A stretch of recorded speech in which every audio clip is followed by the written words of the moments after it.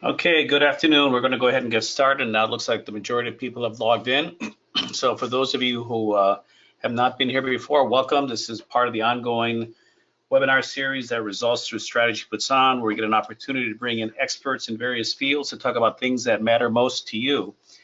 This was a topic that a lot of people have been asking for quite a while. As we recognize the situation in the labor force has become pretty tenuous. Now, ironically, labor has always been the number one concern for operators since time immemorial, even from the days of minimum wage being $3.25 an hour.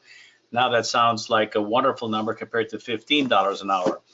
At the same time, the industry's had a situation where we have had turnover in over 100% as a norm, which is no longer tenable. And people have begun to realize that trying to keep their human capital is really about putting the money where their mouth is.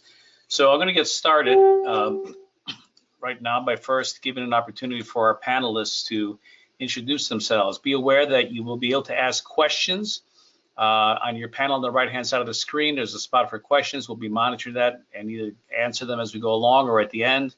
You will get a copy of this webinar as it's recorded. And then on our website, we do post all our webinar content so that you can review it and see if there's anything else that might be of interest to you.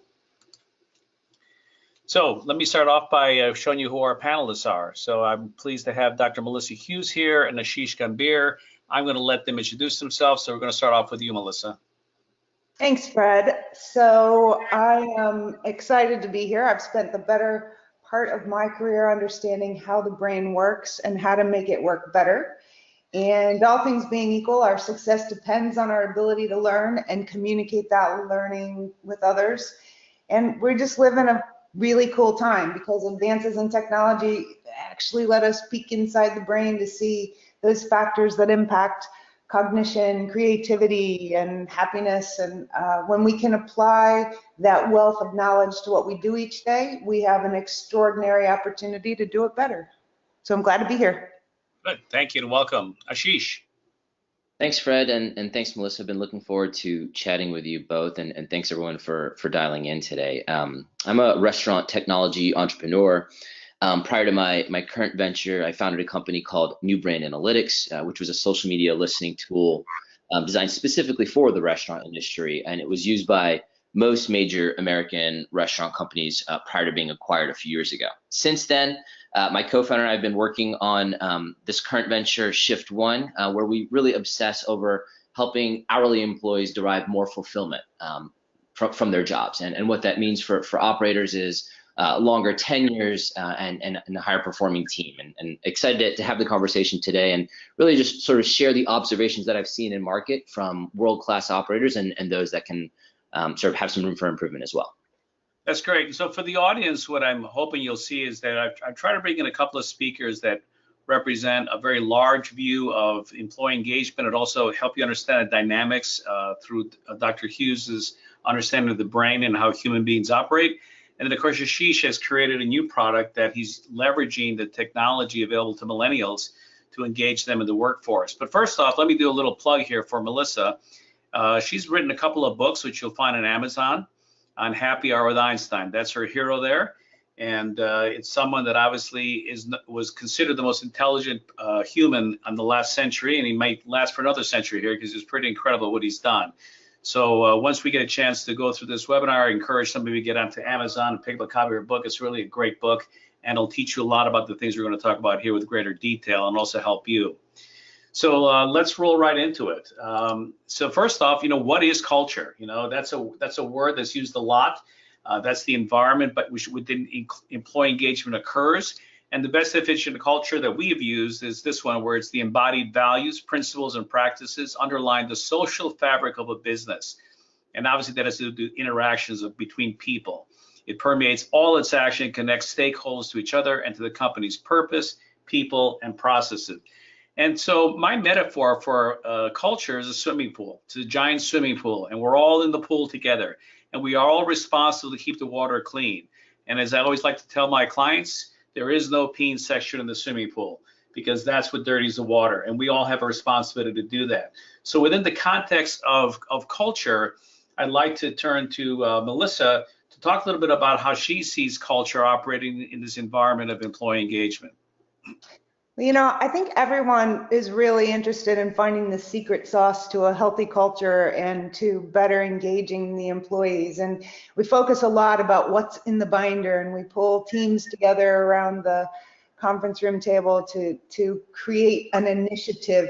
But it really isn't an initiative or even a process determined by a committee. Rather, it's the personality of a company. And it doesn't just define the environment in which employees work or even the work that they do, but it really speaks to the way we feel about our own contributions to the company and the people around us. So when you think about company culture, think more, think beyond Frisbee Fridays or that foosball table in the break room, but really how you can inspire a sense of agency in the people and how they feel about their roles. And to do that, you really have to look at those internal behaviors, internal thought processes and behaviors of your team. And I know, Fred, you talk a lot about those cohesive, the behaviors of a cohesive team. Maybe you could share a little bit about that. Yeah, so we use this instrument from the table group to help us understand more about how culture works. And the 5 behaviors of a cohesive team, I think, is a great instrument. And we encourage people to use it on an annual basis to just see where it's at. It's so funny, some of the companies that we go into to help them with communication strategy and culture start off with the CEO saying, oh, we got a great team, everyone loves working here. Then we take this anonymous survey and we find out not so much. And those are the kind of things that really happen that hurt you. And so what we're trying to do is to give you some real specific templates and things that you can implement in your company.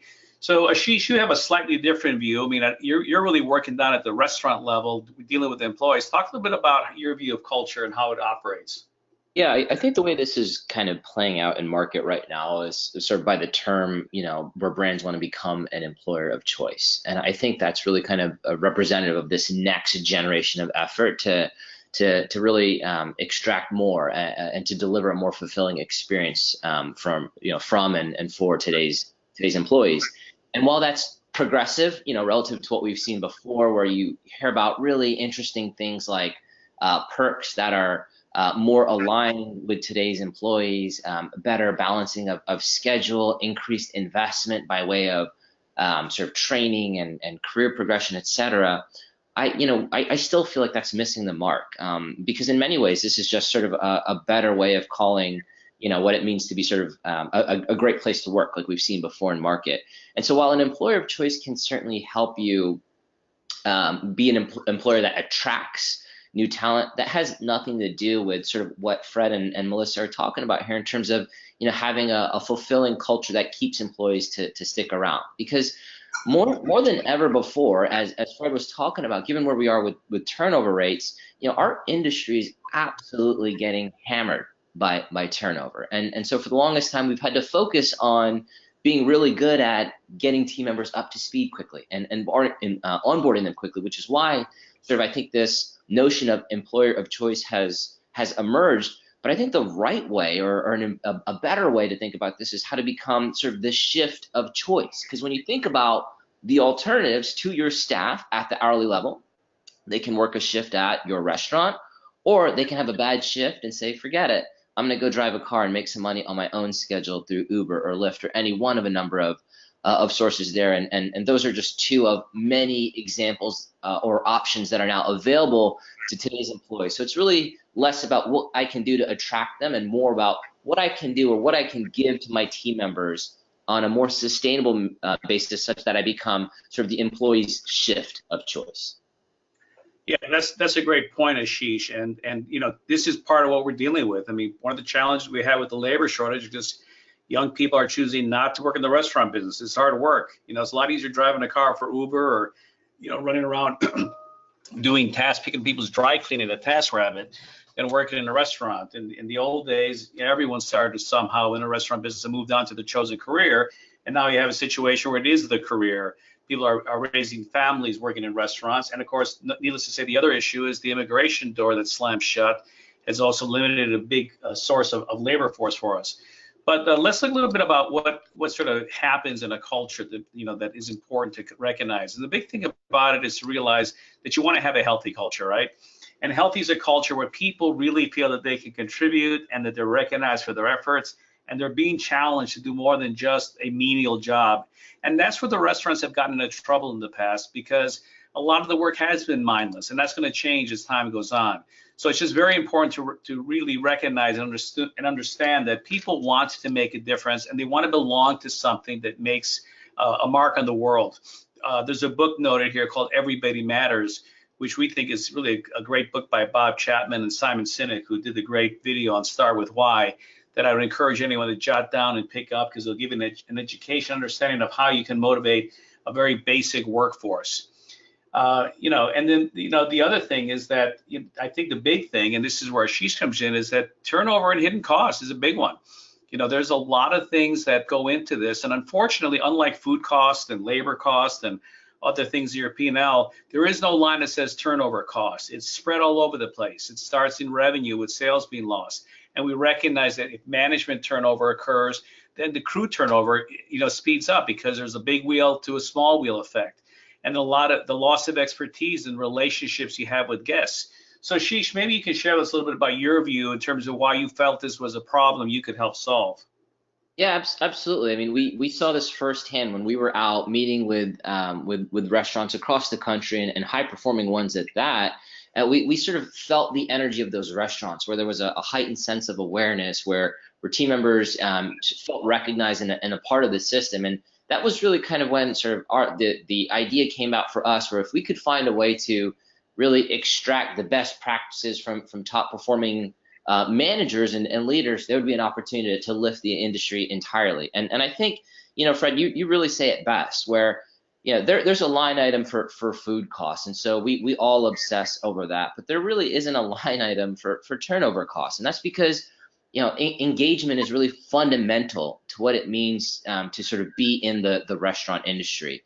And the downside of sort of that all-encompassing nature of the subject is that sort of its symptoms really play out by way of declining sales, or turnover metrics, or really lost momentum in a unit. And then, of course, the hard costs of just finding new team members, getting them floor ready, processing their documents, et cetera, and then sort of all the way through a loss of loyalty, et cetera. But sort of the way I like to describe this is, for the longest time as an industry, when we see a sales dip, we're reactive by way of, LTOs, or if we see our guest sat declining, we rush to get training out the door to sort of treat the symptom as opposed to the fundamental issue. And really the fundamental opportunity is, how do you deliver a more fulfilling sense of employment for that team member? Because we all know it, and it's all so intuitive. It's just hard to measure. It's hard to say, how do I improve employee engagement? We certainly have some ideas on how to do that, but sort of it certainly creeps into arguably every facet of the restaurant operation. And sort of the numbers that we're seeing are alarming. When you talk about turnover, really depending on your segment, on the lower side, you're talking about about 103% annual turnover at the hourly level. Sort of when you're talking about full service, when you get into limited service, you're getting closer to 150% annually. When you're at the manager level, that can sort of vary anywhere between 40 and 50% depending on segment. So dramatically alarming numbers. And when you have a decrease in supply of labor, when you have an increase in the cost of labor, we have a bunch of macro things that are quickly pointing us to a point of no return where we have to figure out a way to solve this, because the problem here is certainly mega. Well, your stats are terrifying. If we see this, disengaged employees cost companies $550 billion. We're paying for part of that, and that clearly is the issue. And I think you brought up a good point. I mean, Ashish, in your standpoint, how important is money in this? Is it an issue about what they're making, or is there something else at play here? I think there's a lot of factors at play, certainly, and money is, of course, one of them. And when we run our research, regularly on hourly employees, it's up there. Team members obviously want to progress and expand, but tied for maybe not enough cash are a couple of variables that are dramatically more in our control as operators. And more often than not, sort of the number one theme, tied with not enough money, which where an hourly employee will say, I'm leaving a restaurant because they don't feel connected to the brand. They don't feel connected to their employer. That's really kind of where I think a lot of Dr. Hughes's research comes into play, where, you know, if I had a greater sense of connectivity to, you know, to my employer, I felt valued, I felt trusted, I felt respected. These are the things that help a team member feel safe and more a part of a team, and less likely to be tempted for another 25 cents on the hour. And so there's certainly a lot of things that operators can do that are actually opposite to, you know, the sort of the rising cost model of employment.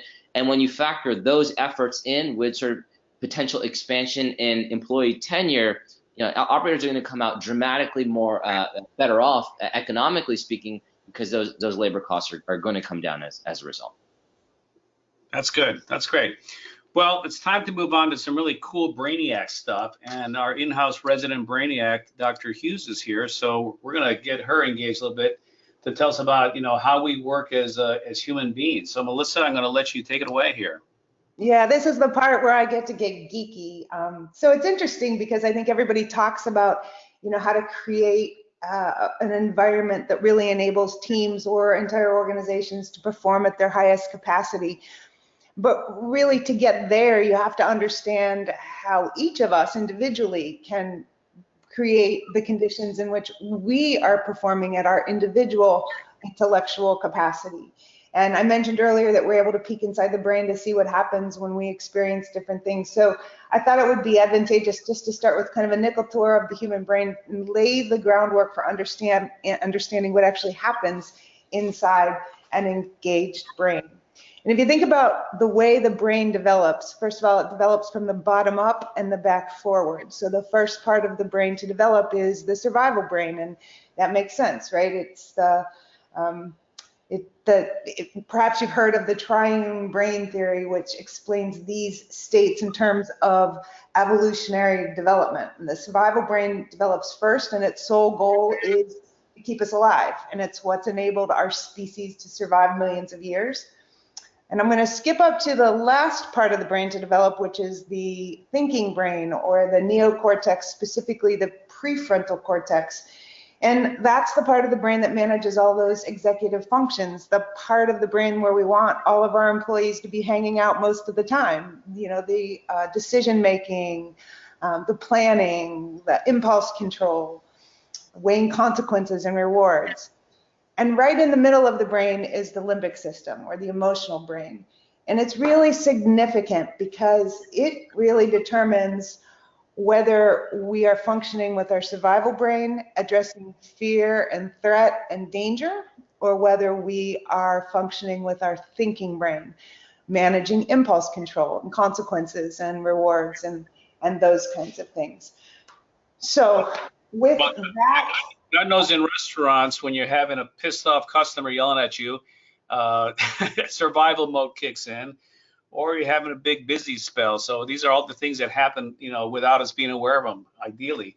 But I know there's more to this, Melissa, so maybe you can get a little bit more specific in terms of what really occurs. Yeah, so we all know of the stress hormone cortisol. We hear about that all the time. And you know, the truth is we need a certain amount of cortisol because it's what keeps the survival brain engaged. It's what keeps us from, you know, walking out into the middle of traffic or doing other things that could harm us. But here's the thing, when too much cortisol is flowing, then the survival brain takes over. And when that happens, it sends a message up to the thinking brain, or the neocortex, to pause all that activity because it wants to allocate all of the neural resources to deal with the threat. So when cortisol is flowing, then all of those good chemicals like dopamine, serotonin, and oxytocin are not. Those chemicals are all decreased. And if you think of cortisol and all those good chemicals that facilitate activity in the thinking brain, they kind of sit on opposite ends of the neurological seesaw. You know, when cortisol is flowing, it's really focused on the survival brain, and it pauses activity in the thinking brain. And when those good chemicals are not flowing, then we have a much tougher time activating that thinking brain. A couple other things just to note about those good chemicals. You know, we think of dopamine as the reward and pleasure chemical, but we also get a dose of dopamine when we're recognized, when we recognize ourselves for something that we've done well, or when someone else recognizes us for something that we've done, and when we're appreciated for a job well done. Serotonin, same way. Recognition can release that boost of serotonin that you know is poking the thinking brain. And oxytocin is really it's often called the cuddle drug or the love drug, but it is a sense of belonging. It is that sense that you are part of a tribe, that you are a contributing member who is accepted and loved and respected, and that you belong there. So those are the kinds of things that cost nothing. They don't sit in a binder and they don't cost any money, and they are the things that can engage the best part of the brain the easiest. So these are some simple things to use: compliments, or recognizing someone for a job well done, smiling at them, acknowledging them, saying good morning. These are the simple things we're talking about, that this are the triggers that occur. Is that correct? Absolutely, absolutely. And you know, the other interesting thing about some of these neurotransmitters, let's say you give an employee an award or a certificate, or even something really simple, just like a thanks for doing such a great job last shift. That employee will get the same release of those good chemicals when he or she thinks about that card and how she felt getting that card, or even reading it, you know, days or weeks later. So the brain really can't differentiate between what's happening right now and what memory we're thinking of. So those are the kinds of gifts that keep right on giving. Oh, that's great. That's fantastic. So let's get some more in-depth information here. You know, Fred, earlier you made a comment about all of those things that are happening in the brain without our awareness. And what we now know is that about 95% of our cognitive processes happen in our subconscious. And the brain is such a busy place, and it manages an avalanche of stimuli and information all the time. And in order to do that, in order to be efficient, it actually takes shortcuts. And these shortcuts are often called heuristics or cognitive biases. And they happen all the time. And if you think you're not biased, then that's a bias in and of itself. It's called the blind spot bias. And we all have biases that we're not even aware of.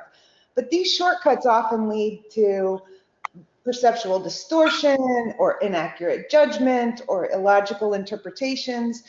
What we can broadly refer to is irrationality. So what I thought would be interesting is if we took a couple of these cognitive biases and dug into them a little bit, and then talk about how they could be impacting your culture right underneath your nose. So we'll start with negativity bias. And negativity bias is the natural tendency to place a greater weight on negative thoughts or emotions or social interactions than neutral or positive thoughts. And so if you think about this in terms of when you're presented with a decision in which you can either gain or lose, our natural tendency is to consider the loss more than the gain. And from an evolutionary standpoint, focusing on the loss is what has enabled us to survive, right? It's more important to be on the lookout for lions and tigers than to decide what berry is the tastiest. And the brain has really learned to fast track danger to the amygdala and crank up that intensity to keep us alive. But research shows that negativity is detected more quickly and easily. And the amygdala, that there's a little almond-sized region in the center of the limbic system that regulates emotion and motivation, it uses about 2/3 of its neurons to detect bad news. So 2/3 of your motivation regulator is designed to focus on negativity. And without an intentional awareness of that, you know, we're much less likely to focus on those things that are going well and really overemphasize the things that are not going well. And I think, Ashish, you and I talked about this earlier about, you know, focusing on that 10% that's wrong rather than the 90% that's right. Yeah, that's exactly right. I mean, when Dr. Hughes was kind of walking me through all this, it was fascinating to hear, because I was kind of hearing the science behind a lot of what I've observed, you know, over the last decade, meeting with various restaurant companies and leaders, and things like negativity bias. I didn't know it was negativity bias, because what I witness is that sort of when I walk into a restaurant, 90% of the variables are working right. You know, the tables are clean, the guests are flowing through efficiently, food's coming out right. But it's oftentimes the manager's focus to hit the 10% of what's not working. And it makes sense now as I learn about this type of research, because, you know, our managers are overwhelmed. And to kind of just find a way to limit some of the things that they have to take on, it's oftentimes easier and in many respects sort of scientifically enabled, where we're more likely to hammer in on what's not working than what is. And clearly that has its way down to the hourly employee in terms of how much buy-in they're going to have in the restaurant, or how connected they feel to the brand. That's great. Good comments. All right, so let's get into fundamental attribution error. So fundamental attribution error is another really, really fascinating bias, and it's really our natural tendency to attribute our own mistakes or errors to external factors while attributing the mistakes or errors of other people to their character flaws. So consider this example. So you schedule a meeting at 3 o'clock and your day is crazy and you're putting out fires right and left, and it feels like you're moving mountains to get to that meeting on time, but you do. And you know, you walk in, you're waiting for the meeting to start, and about 10 minutes after the start time, you receive a text from the person you're meeting with saying that he's running late. So a minute ago, you know, you were crazy to be there on time, and it could have very easily been you who was late for many reasons beyond your control, but you made it and he didn't. And now you're irritated. And it happens to all of us. I mean, we're human. We've been on both sides of that scenario. The interesting thing is the variance between our perspective as the disrespecter and the disrespectee. And if you think about the last time you were late for an appointment, the traffic was horrible, the prior meeting ran long, whatever. When we fall short, we usually have reasons, but we're very, very quick to point to someone else's character flaws when they fall short. And I think it's really important to remember that, because we see people around us who, with the best of intentions, make mistakes all the time. What do we do? How do we evaluate those mistakes internally? Well, that's fascinating. And of course, this is part of that empathy of really understanding where someone else is at and trying to listen to understand without listening to respond, so that natural tendency to have this unconscious judgment and bias doesn't get you into worse situations. So let's talk about this one now. So affinity bias, you know, if I had to make a hierarchical list of unconscious biases and their impact on retention and talent and company culture, affinity bias would be at the top of the list. And you know, we usually think of affinity bias when we talk about the hiring process. We tend to hire people like us. Interviewers show a preference for potential hires who are similar to themselves, and it could be something as simple as we went to the same school, or we both like, you know, the Washington Redskins, or whatever it is. But I argue that it has much more wide-ranging ramifications. The truth is that we all have a natural propensity to want to be around people that we can relate to. And if we're being completely honest, we have a hard time contemplating being around people that we can't relate to. If affinity bias means being biased towards people who make me comfortable or people who are like me, then I think the most important thing to remember is that somewhere tucked into a dark corner of your brain is that uncomfortable feeling about people who are not like me. And I think, you know, being able to level the playing field here to make performance more fair in the way we evaluate one another and the people around us. And remember, let's go back to what we were talking about in the first, you know, what culture really is. It's how people feel about their ability to contribute to the organization and to the people around us. And when you think about affinity bias, don't just think about people like me, but think about how you feel about people not like me. I think with this, you know, we've seen it in restaurants, you know, certainly when we talk to hourly employees about sort of their sense of fulfillment, what we can do to, potentially deliver a more fulfilling experience. Oftentimes it comes back to the manager, and sort of in environments that are not performing so well, you'll hear things like, my manager plays favorites, or, the manager's hooking up a certain, set of team members with the right schedules or the right shifts, and I'm kind of on the outside looking in. And so certainly this has its way of creeping into daily restaurant operations. And it may in fact be affinity bias, or it may be fundamental attribution error on sort of the side of the hourly employee. But what we do know is that restaurants that have found their way around this potential problem have been really good at sharing information, because oftentimes, when it comes to playing favorites or preferences, that those are environments where transparency is not there, where people are not operating on sort of the same level playing field. But those restaurants that, like I said, can get around this, those are the ones that are really good about sharing performance metrics, posting them up in the back of the house, relaying those to the crews. And so that certainly is an opportunity for all of us immediately to sort of avoid these types of things to impact the model, by way of being really focused on sharing how the business is doing.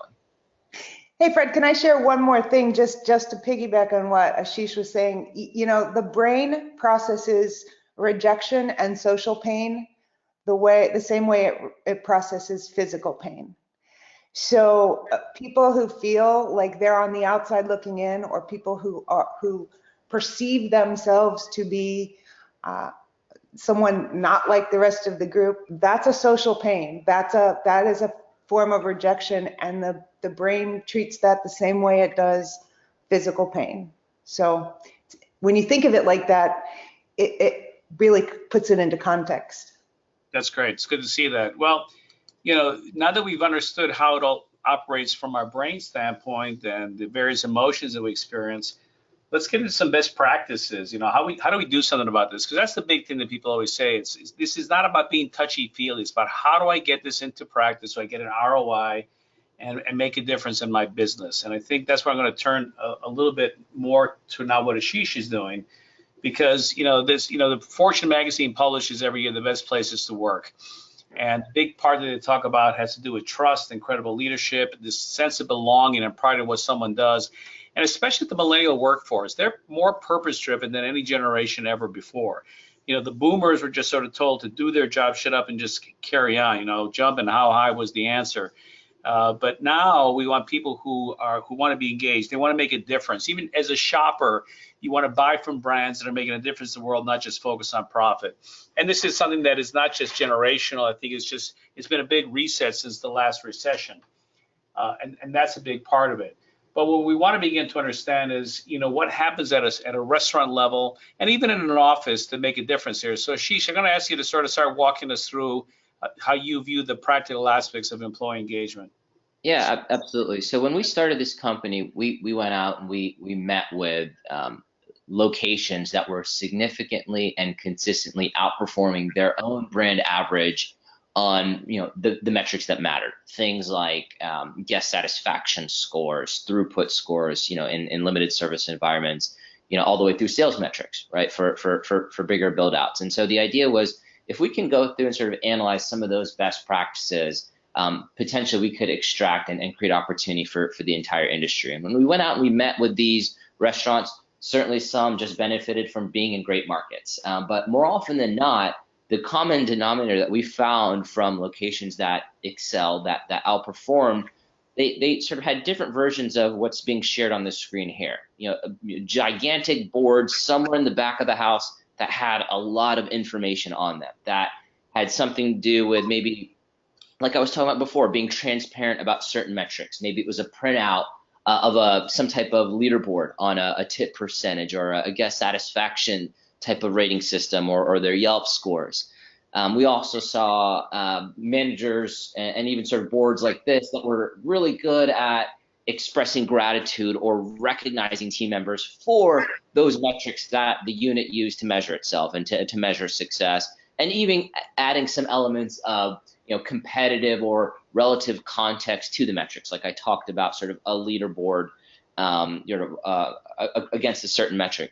And so that's kind of really what led us to say, there's certainly opportunity here. I think what Fred said is exactly right. Sort of There was a reset, with the recession in terms of how we approach all of this. Of course, new generations coming into the workforce constantly, or refocus our attention on what matters to employ, credible and excellent talent going forward. And for us, those fundamentals boil down to transparency, recognition, and competition. And of course, creating some sort of sense of community or belonging in what we do. And that's sort of really what has emerged as a quote unquote empowerment hub for a restaurant. And given the fact that we're sort of in 2019 and yet we're still dependent on manual printouts, chalkboards, markers up in the back of the house somewhere with sticker charts, that's ripe for an opportunity to sort of add some technology to give real scale to a best practice like this. And when we think about sort of those fundamentals, like a transparency, a recognition, and competition, that's nothing new. That you don't necessarily need technology for that. That's been around forever. And when we think about top of the top brands, many folks will say, I think of Chick-fil-A right away, and we've all seen examples of how amazing they are in terms of delivering a consistently excellent guest experience effectively. And they've been deploying these principles for decades. The image on the screen here, it may be tough to make out, but this was a video that went viral not too long ago of a Chick-fil-A team member running after a car that pulled away from the restaurant to make sure that they got the complete order. And it really takes an environment where a team member feels safe, where they're aware of what matters, they're going to be recognized for doing something amazing, and oftentimes there's some competitive level of performance or even contextual level of performance. This is an entire discipline called intentional leadership, and we think that's the exact opportunity for the restaurant industry, given all the macro forces that are going on, to be deliberate about sharing information, about recognizing team members, to kind of create that safety feeling that Dr. Hughes is talking about, where dopamine is released, where I can sort of perform better, have a greater sense of belonging, and deliver on the guest experiences that we know we're all capable of delivering. Yeah, and Ashish, I think to reinforce the idea of intentional leadership is that we as leaders have the opportunity to sort of set the context, to set the stage for people to perform better. And if we're thoughtful and considerate and intentional in our plans and our behaviors and looking at our goals, then we'll be able to let the employees do the exact same thing. But I think one of the cool things you brought up is versus the sort of the paper hub, the analog hub, is that now technology can do this for you. So walk us through what you're doing with your app. This is pretty exciting stuff, cutting edge, brand new on the market. Yeah, absolutely. Appreciate that, Fred. It's certainly cutting edge. It's certainly new. But the way we like to design restaurant technology is really around fundamentals, right? My last company was all about how do you analyze and deliver a better guest experience.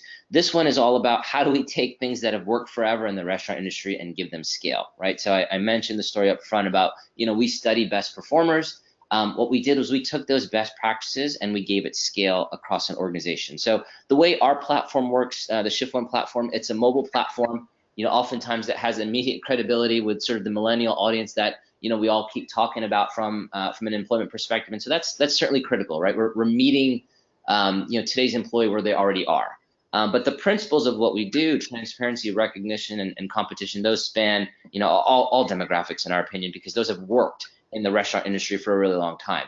And so to sort of take advantage of principles at scale, again, that's perfect for technology. So the Shift1 platform effectively becomes a scoreboard, an individualized scoreboard for your team members, where based on the metrics that matter to an organization, maybe it's average ticket per person average, the sales of a certain product, maybe it's guest satisfaction scores. What our platform does is we display and create games on top of that data. So for a team member, much like a Fitbit can help someone keep track of their steps, Shift1 can help them keep track of what their contribution is, and understand sort of that relative sense of context, because we add competition into the platform as well. And then of course there's quite a bit of recognition that goes into all of this, where team members are going to unlock badges for a job well done. Managers are going to get alerts on how to recognize team members, with effectively one click based on the data. So this all centers around the metrics that matter, which we believe to be sort of core to engagement. And the good news is this is no longer theory. We've been doing this for some time. We're nationwide with a bunch of great brands. I wanted to share one case study from Flynn Restaurant Group, They are the largest franchise-based organization in the country at, I think, just over $2 billion in revenue. We're system-wide with all of their Applebee's. That's over 460 Applebee's nationwide. And when we deployed our software, there was a couple of metrics that jumped out right, that jump right at us that tells us we're sort of meeting an unmet demand, for today's employee. First off, adoption was incredible. Within a few weeks for an optional platform, we achieved over 85% user adoption. We're trending closer to 88, 89 now that it's been a few quarters, given that we've been system-wide there. So that's been one, I think, representative of, team members want to know how they're doing, right? Team members want to know exactly how they're doing and how they're doing compared to other restaurants or other team members within the restaurant.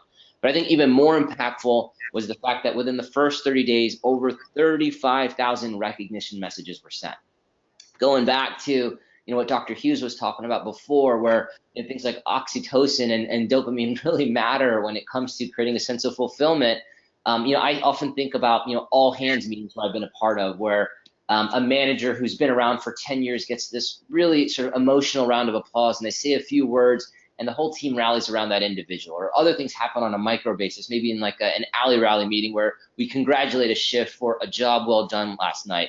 And that's oftentimes when sort of the photos make their way to LinkedIn, and everyone's sort of feeling so proud, and they feel like they really belong, to that team, to that brand. And those were episodic at best from the observation. And to sort of take that same energy and to take those same effectively brain chemicals and to give it the scale of over 30,000 recognition messages sent to kind of replicate that feeling, that's something that we're really proud of. And that's going to go a long way in keeping those members, our team members, at the at Flynn Restaurant Group a lot longer. But in the near term, it's driving performance. Check is up in a very significant way, and we're really proud of what we've been able to accomplish in a short time with this brand and several others as well. It sounds like your app is a dopamine delivery system. Yeah, I think I'm going to use that one going forward. Absolutely. That's great. Well, as we've seen, Ashish has been kind enough to share some financial results with us. So we know that makes a difference. And for those of you on the webinar here who need to go to your CFO and convince them to do something, it's about an ROI. You're able to track and measure results because they don't want to hear that everyone feels better about working there. Unfortunately, a lot of people are cynical about it. But if you can show them hard financial results, it will make a big, big difference. I think the other thing, too, is that it gives you lower turnover and longer tenure. And this measure is going to become a bigger one as time goes on. We're going to be adding that to a lot of companies' KPIs to make sure that they're really cognizant of the fact that turnover cost is an insidious cancer. It's invisible. It's a hidden cost, but we've got to bring it to the surface and bring it to the light. And we're going to be working on trying to come up with a way of doing that. And providing it to people so they know how to do it within their organizations. Melissa, talk about the emotional connection to a brand. Right. So, people who have an emotional connection with the brand, they're engaged. They feel good about the brand. They would advocate and recommend the brand to their family and friends. But I want to go back to that emotional brain that determines, whether to release the good chemicals or the stress chemicals. When people feel safe and valued and respected, they give their team and their company and their customers their best cognitive function. And I think it's really important to remember that sense of belonging and recognition and feeling like you are a contributing member of the team, that's a basic human need. And I know that everybody doesn't get as geeky about the neuroscience as I do, but if I leave you with one thing, I want to leave you with the concept of emotional contagion. There have been studies done that show when you just simply smile at another human being, in less than 60 seconds, that person is getting the same positive neural activity that happens in your brain when you smile, just by watching you smile, just by seeing that. And besides that, it's almost impossible not to smile back at somebody when someone smiles at you. But this whole idea of emotional contagion, we spread our emotions whether we want to or not. And when you express genuine appreciation to someone, it does as much for your brain as it does for the receiver of that said appreciation. I mean, the flip side of this is that negative emotions are contagious too. So think about, what emotions do you want your employees to spread to each other? And more importantly, what emotions do you want your employees to spread to your customers? Because all of that is happening, whether we know it or not. You want people to love what you do, love what they do, and do what they love.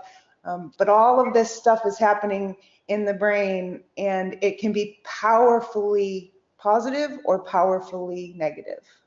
No, that's really great to see that. And of course, that emotional connection to the brand is not just with employees, it's also with guests, because that's where the brand affinity comes in place. I mean, there's so much more emotion in our business that we'd like to give consideration to.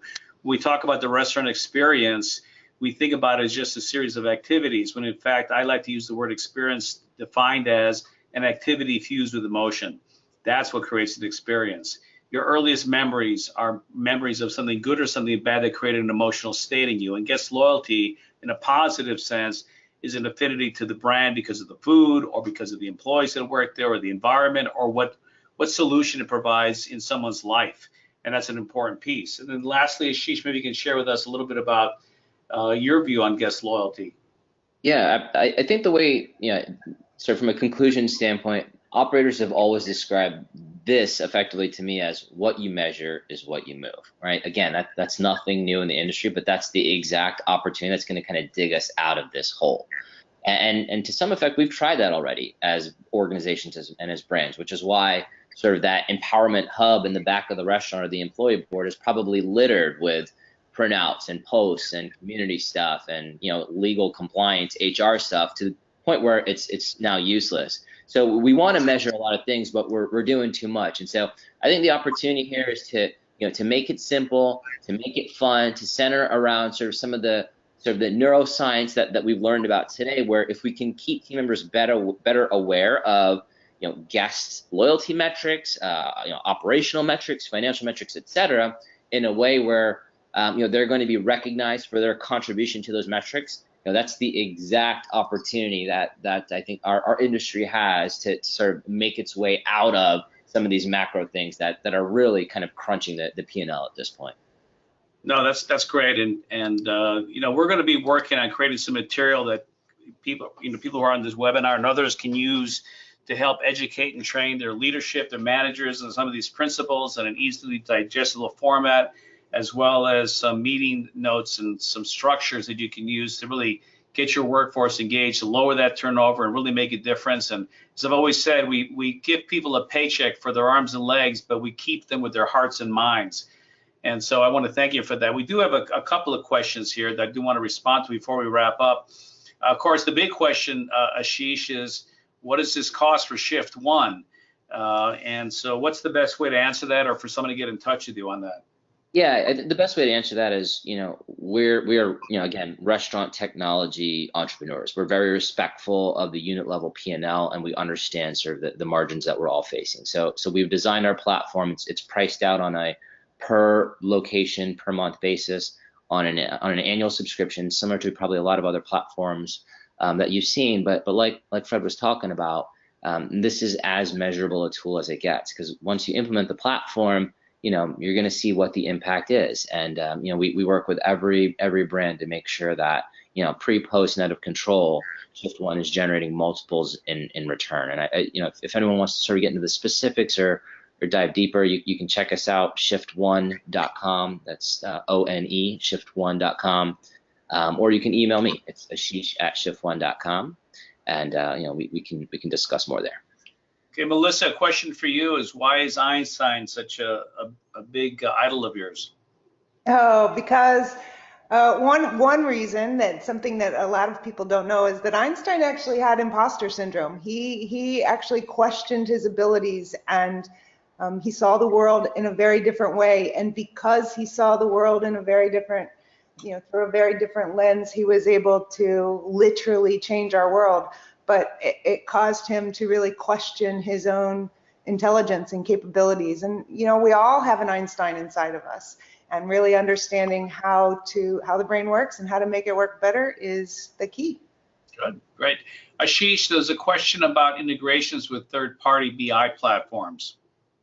Yeah, that's I know that's a scary term, integration in the restaurant industry. You know, we've designed our platform to be source agnostic, meaning it's not a matter of if we can work with the platform or not. We effectively work with kind of like a standard output file from the source system. So what that means is your guest satisfaction system, your bottom of the receipt survey system, your social media listening system, your POS, your KDS, you know, effectively the metrics that you use to measure your business. And the way that you are able to receive those reports is the same way that we can sort of ingest that data to build our platform. So it's certainly going to function well across those different data sources. So you're able to communicate sales information, all that back and forth, POS data fairly easily? Yeah, that's exactly right. Where a team member, when they sort of open up the Shift1 app, they're effectively current on sales metrics, on guest satisfaction metrics, et cetera. If it's individualized to them, that's the case. If it's more sort of unit level, like for limited service, that's absolutely the case as well. And really kind of the decision is less about what can we include in the platform, but more of what is it that you obsess over as a business that you're relaying to your managers, that you want them communicating with the field. That's, I think, the right way to consider, what are the right metrics to bring into Shift1. Well, that's fantastic. Well, I want to thank both Melissa and Ashish for the time spent today. This has been a great, very fascinating conversation for the listeners. Thank you for joining us. Be on the lookout for our next webinar.